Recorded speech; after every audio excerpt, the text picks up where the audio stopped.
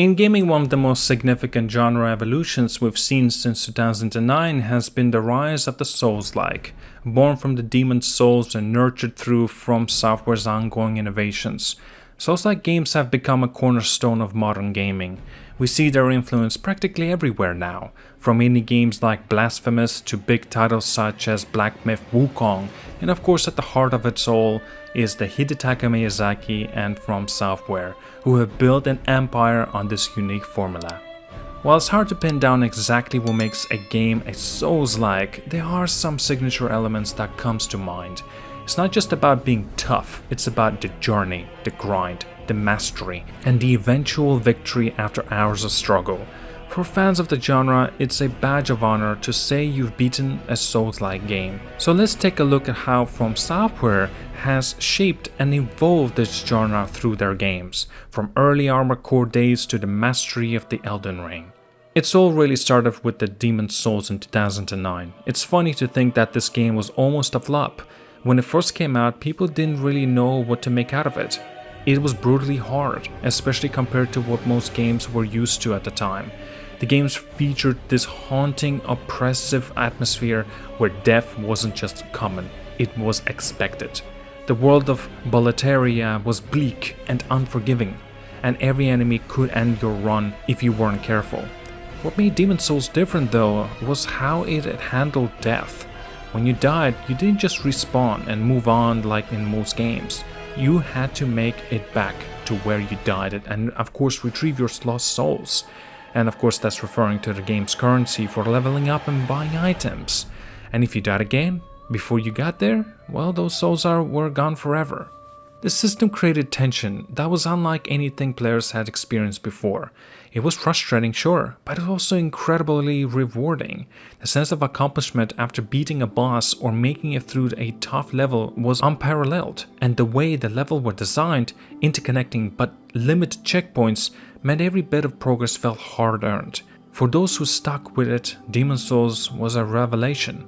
Now, FromSoftware took what they learned from Demon's Souls and refined it with Dark Souls, released in 2011.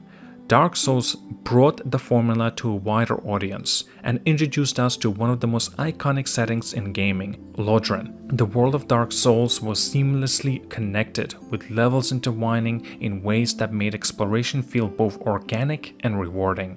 Bonfires replaced the archstones from Demon's Souls, offering a more structured checkpoint system, but also limiting healing through the Estus Flask mechanic. The risk-reward nature of combat and exploration was more finely tuned, and the lore, while still quite cryptic, felt deeper and more immersive. Dark Souls became the benchmark for the genre, and while it didn't stray far away from what Demon's Souls had established, it refined the formula in ways that made it more accessible without sacrificing its core difficulty. Then came Dark Souls 2, which often feels like a black sheep of the family. Miyazaki wasn't as directly involved in this development of this one, and it actually shows.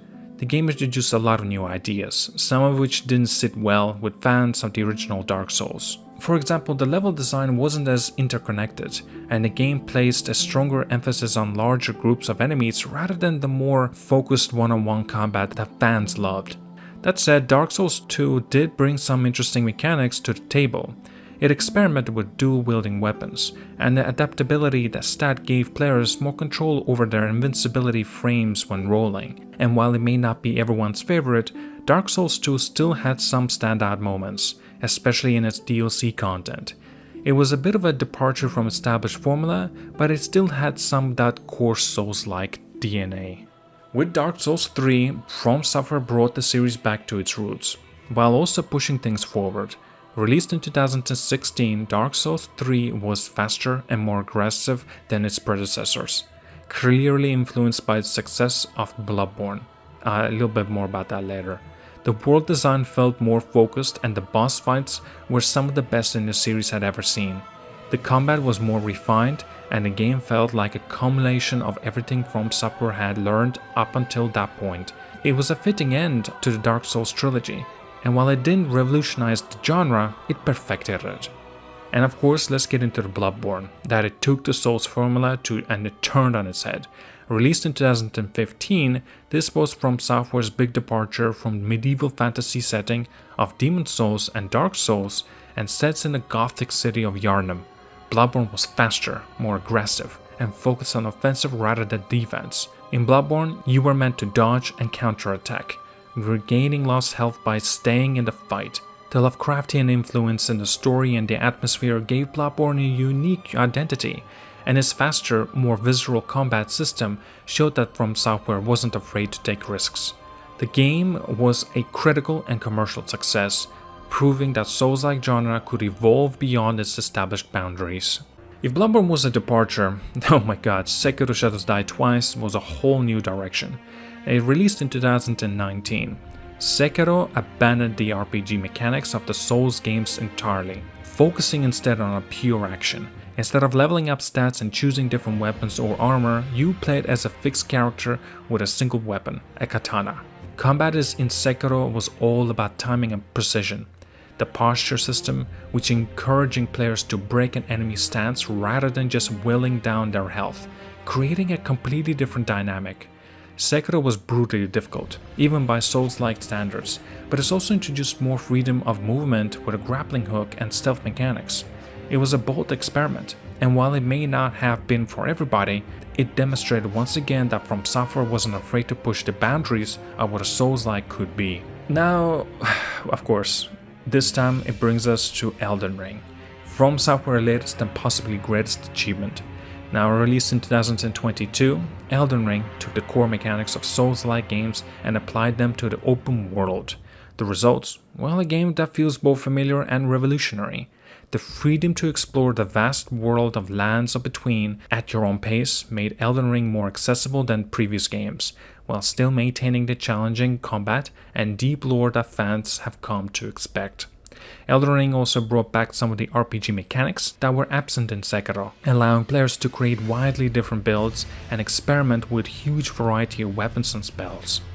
The addition of the horse, Torrent, added a whole new dimension to exploration and combat, and the sheer scale of the game's world was awe-inspiring.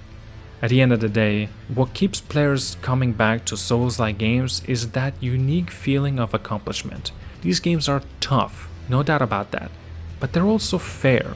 Every time you die, it's a lesson. Every boss you defeat feels like a real achievement. The challenge isn't there just to frustrate you. It's a part of what makes the victories feel so rewarding. Souls-like games aren't for everybody, and that's okay. But for those of us who love them, they offer an experience like no other. From gothic horror of Bloodborne to the fast-paced action of Sekiro and the open-world wonder of Elden Ring, FromSoftware has proven time and time again that they are the masters of this genre, and with every new game, they continue to surprise us. Thank you so much for watching, like and subscribe. I'll see you guys all, and have a wonderful day.